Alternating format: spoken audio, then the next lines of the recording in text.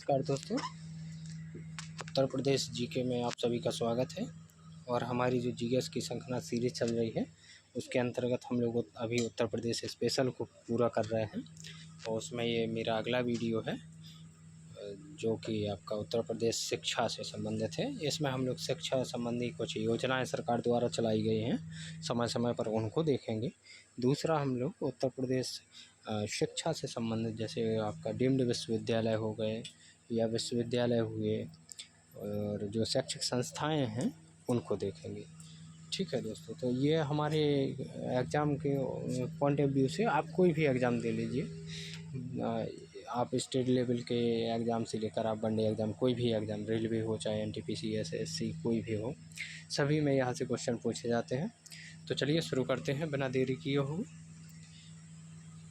शिक्षा संबंधित योजनाएं, कुछ योजनाएं चलाई गई हैं सरकार के द्वारा, उनको देखते हैं। सबसे पहले तो ऑपरेशन ब्लैक बोर्ड, ये सब पूछे जाते हैं। इनको आपको जो योजना है इनका वर्ष और इनके शुरुआत, इनका नाम और इनका वर्ष दोनों याद रखना होगा आपको।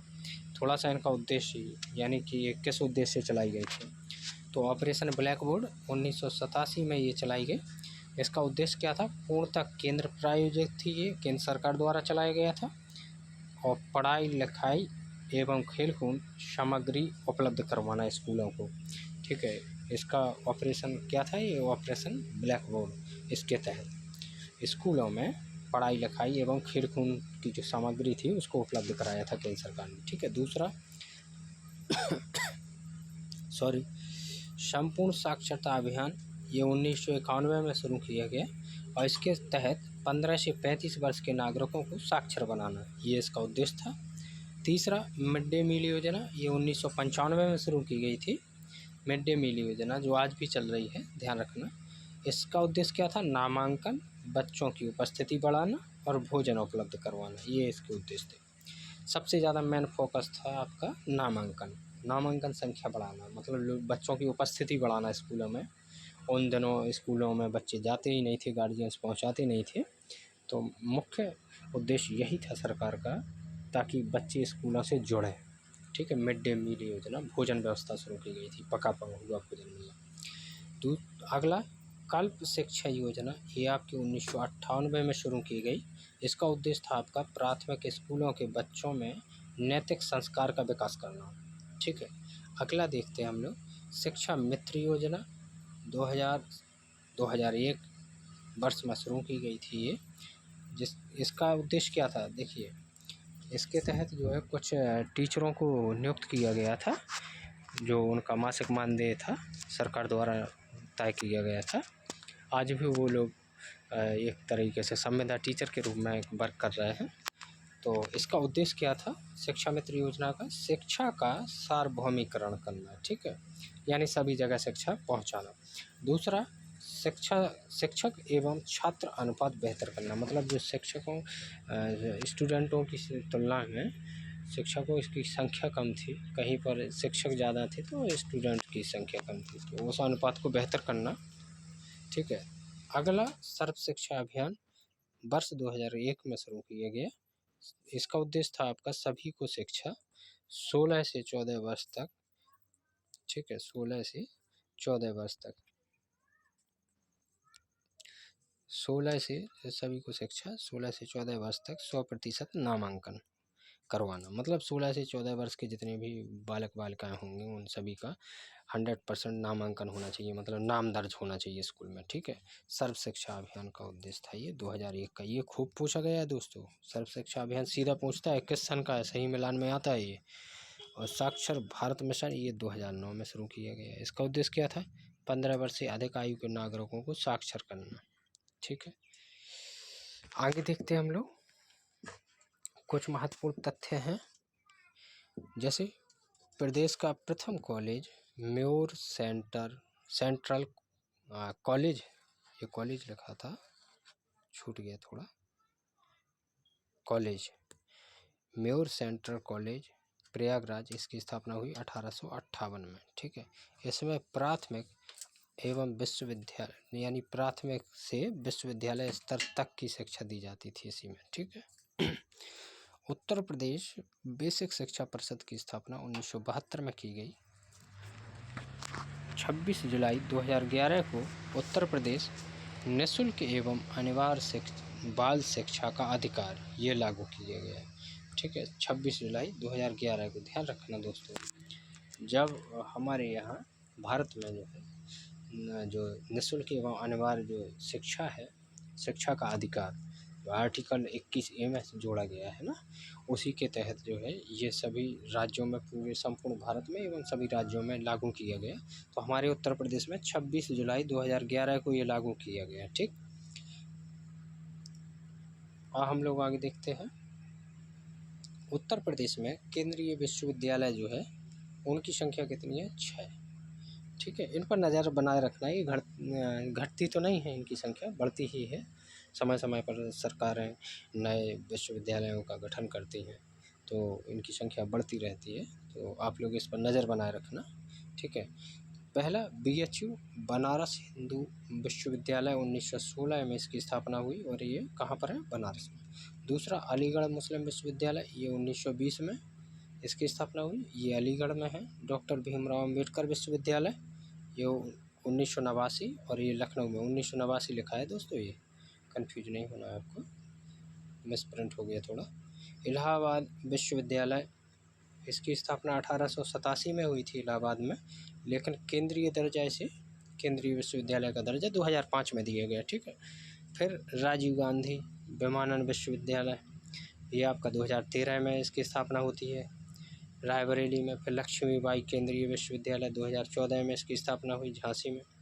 ठीक है, और दोस्तों ये वेरी इंपॉर्टेंट सेगमेंट है, ये आप समझिए, इसे तो याद करना ही होगा आपको। बेहतरीन तरीके से इसको याद कर लीजिए। सीधा सन मिलाने को आता है वर्ष, एक तरफ संस्थाएं रहेंगी और दूसरी तरफ रहेंगे आपके वर्ष, उन्हें सही मिलाना होगा आपको। ठीक है दोस्तों, फिर कृषि विश्वविद्यालय देखते हैं। भारत का प्रथम कृषि एवं प्रौद्योगिकी विश्वविद्यालय आपका पंतनगर, ये उस समय तत्कालीन उत्तर प्रदेश में था। 1960 में इसकी स्थापना की गई थी। ठीक है, लेकिन ये जो है भारत का प्रथम है और उत्तर प्रदेश का भी प्रथम है। इसका नाम क्या है वर्तमान में? गोविंद बल्लभ पंत कृषि एवं प्रौद्योगिकी विश्वविद्यालय पंतनगर, ये अभी वर्तमान में उत्तराखंड में पहुंच गया है। ठीक है, इसकी 6 अन्य क्षेत्रीय शाखाएं भी हैं इसकी। तो देखिए ध्यान रखना, अभी आपके उत्तर प्रदेश RO के एग्ज़ाम में, समीक्षा अधिकारी वाले एग्ज़ाम में यहाँ से क्वेश्चन पूछा था, ये अभी आया था 11 फरवरी वाले में।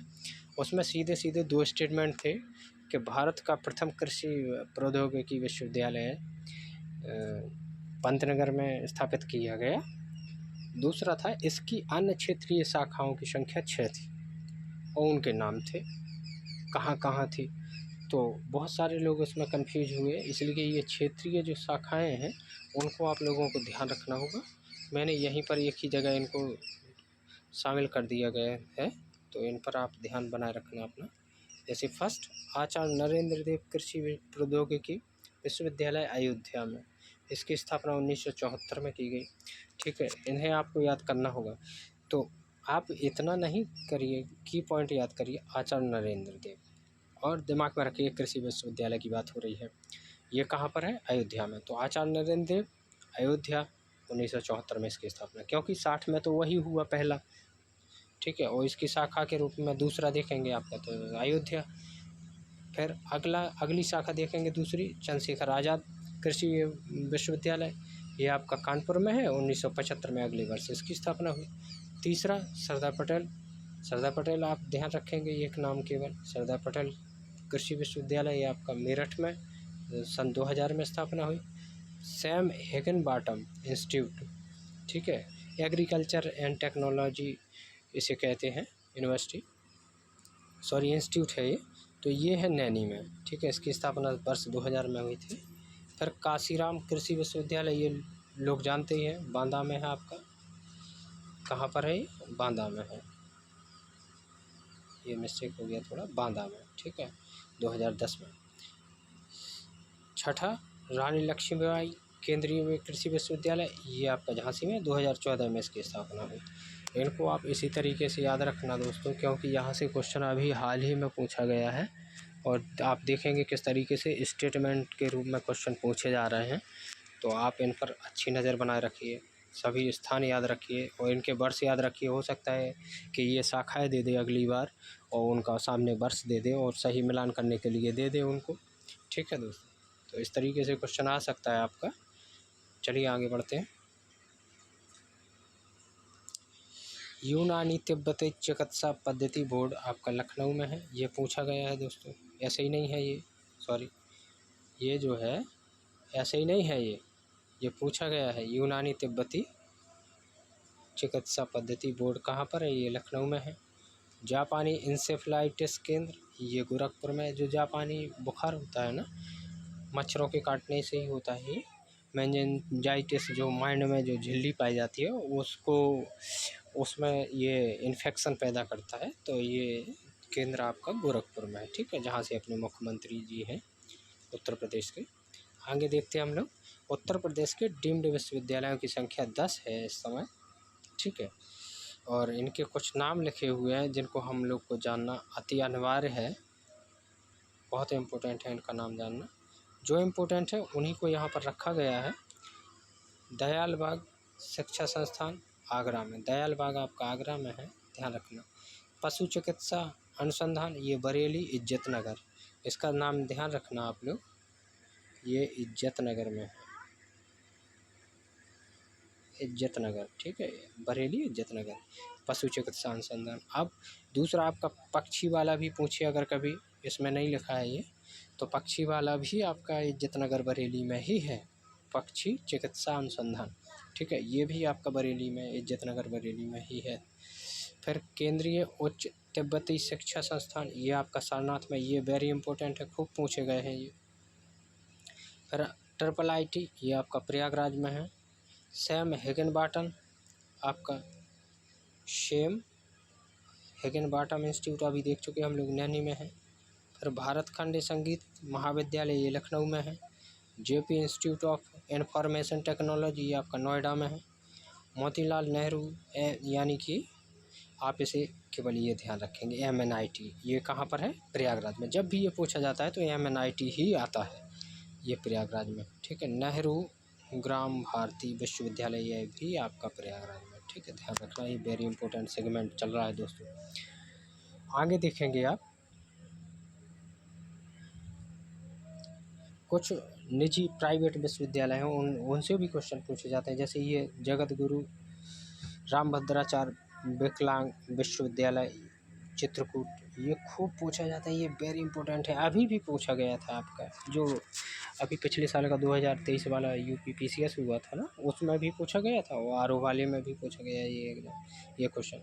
इंस्टीट्यूट इंटीग्रल विश्वविद्यालय आपका लखनऊ, इसी तरीके से याद कर लेना इनको, एक एक की पॉइंट। MT विश्वविद्यालय नोएडा में है।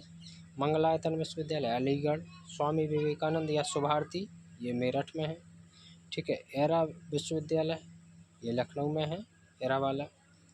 ठीक है, और महायोगी गोरखनाथ विश्वविद्यालय, ये आपका गोरखपुर में है। मदन मोहन मालवीय प्रौद्योगिकी विश्वविद्यालय, ये आपका गोरखपुर में है। ठीक है, और कुछ ये दोस्तों नवीनतम जो है विश्वविद्यालय है जहाँ से क्वेश्चन पूछा जा सकता है, क्योंकि ये करंट के हैं, तो इन्हें भी देख लेते हैं हम लोग। जैसे माँ शाकंभरी देवी, ये पूछता है, विश्वविद्यालय सहारनपुर में, इसकी स्थापना की गई 2019 में। राजा महेंद्र प्रताप राज्य विश्वविद्यालय, ये अलीगढ़ में, इसकी स्थापना 2019 में, ये दोनों 2019 में इनकी स्थापना की गई। अटल बिहारी वाजपेयी चिकित्सा विश्वविद्यालय, इसकी स्थापना लखनऊ में 2020 में की गई। फिर राष्ट्रीय विधि विश्वविद्यालय, ये प्रयागराज में, इसकी स्थापना 2021 में की गई। और देखिए आप, राष्ट्रीय विधि विश्वविद्यालय अधिनियम 2020 का है, ध्यान रखना, स्थापना 2021 में हुई है, और 2021 में PCS में ये क्वेश्चन आया था प्रीलिम्स में कि राष्ट्रीय विधि विश्वविद्यालय की स्थापना कहाँ पर की गई, तो सीधा सीधा क्वेश्चन था प्रयागराज। जिन लोग को पता था वो सही कर लिए थे। ठीक है, फिर मेजर ध्यानचंद खेल पुरस्कार, सॉरी, मेजर ध्यानचंद खेल विश्वविद्यालय, ये आपका मेरठ में इसकी स्थापना 2022 में की गई। एक और है आपका यूनाइटेड विश्वविद्यालय, इसकी स्थापना प्रयागराज में 2021 में की गई थी। ठीक है, 2 फैक्ट लिखे हुए हैं जहाँ से क्वेश्चन पूछता है। प्रदेश का प्रथम विश्वविद्यालय आपका इलाहाबाद विश्वविद्यालय, इसकी स्थापना 1887 में। प्रदेश का प्रथम विश्वविद्यालय पूछे या फिर इस तरीके से पूछे उत्तर प्रदेश का सबसे पुराना या प्राचीनतम विश्वविद्यालय कौन सा है, तो इलाहाबाद विश्वविद्यालय। हालांकि इसे केंद्रीय विश्वविद्यालय का दर्जा 2005 में दिया गया है। ठीक है, दूसरा फैक्ट आपका, प्रदेश का एकमात्र मुक्त विश्वविद्यालय आपका राजश्री टंडन दास मुक्त विश्वविद्यालय, ये प्रयागराज में है। ध्यान रखना, ये आपका वेरी इंपॉर्टेंट है, यूपीपीसीएस में ये कम से कम 6-7 बार पूछा गया है। ठीक है, तो ये वेरी इंपॉर्टेंट है, इन सबको याद कर लेना आप लोग। और दोस्तों आज का हमारा वीडियो पूरा होता है। ठीक है दोस्तों, ये बहुत महत्वपूर्ण सेगमेंट था और ये हम लोग की जो सीरीज़ चल रही है उत्तर प्रदेश की, इसको आप बहुत ध्यान से, इसका एक शॉर्ट नोट्स इसी तरीके से तैयार कर लेना जिस तरीके से मैं आपका मतलब वीडियो के रूप में ये बना रहा हूँ। इसका फ़ायदा आपको जब आप एग्ज़ाम देंगे तो बहुत सारा फ़ायदा मिल जाएगा आपको। आप देखेंगे जो भी क्वेश्चन पूछा जाएगा वो आप अच्छी तरीके से सही करके आएँगे। ठीक है दोस्तों, तो ठीक है, नेक्स्ट वीडियो में फिर हम लोग मिलते हैं। धन्यवाद।